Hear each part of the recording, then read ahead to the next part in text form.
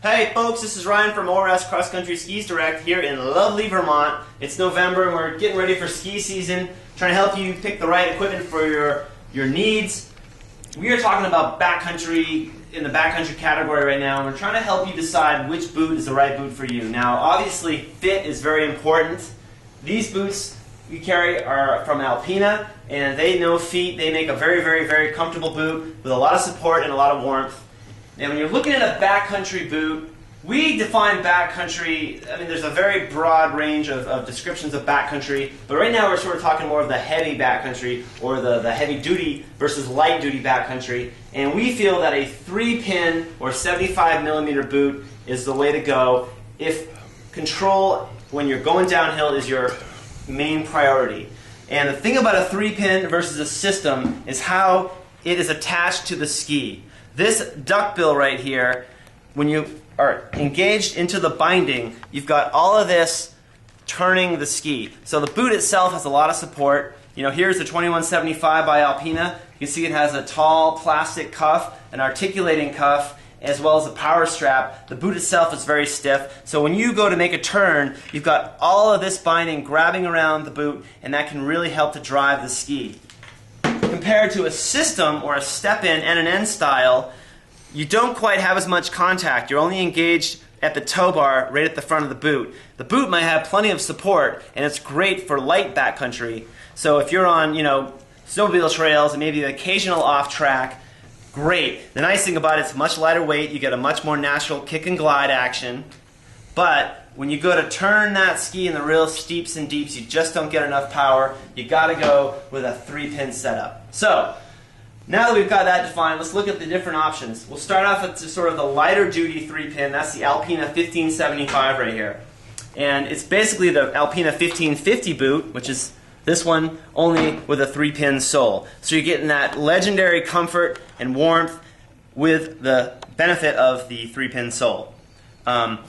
If you need a little more oomph, then you go into the 2175, which really ups the support. Again, you've got this big plastic heel counter, an articulating cuff, and then you have a power strap. You've got a lace cover, a gator hook. I mean, this is for your heavy-duty backcountry exploration. Now, when it comes to deciding which binding, we have the Volet 3-pin, the heavy-duty 3-pin HD it's called, which is a great binding. It's heavy, it's bomber. It will be the awesome choice for backcountry touring and then some downhill. But if you need a little extra, then you go with the 3-pin with cable. It's essentially the same toe, only you've got this detachable cable here. And when you engage this cable to the boot, you've got that much more support to turn that ski.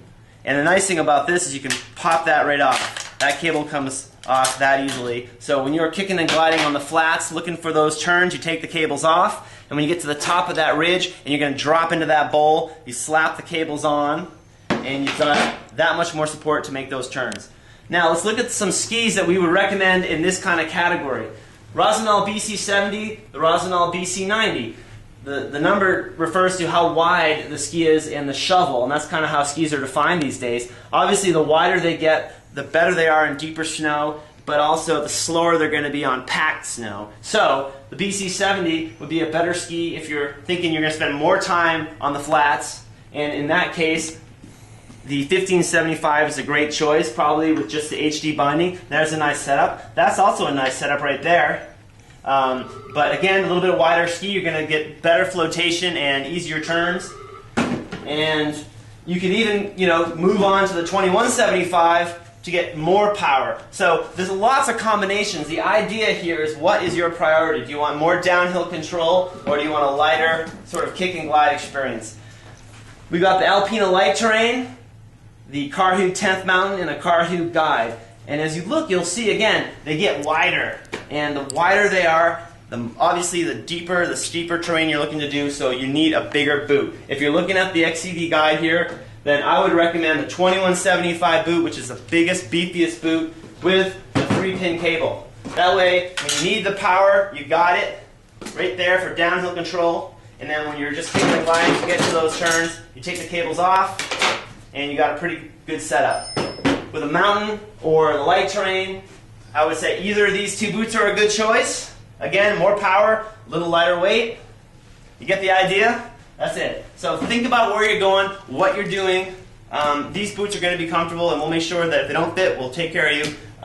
We want you to be happy. So consider where you're going, what is your priority, and that should help you pick the right boot and the right ski. And obviously you're looking in the right category, go anywhere, do anything. So hope that helps, folks. My name is Ryan from ORS Cross Country Skis, direct in Vermont.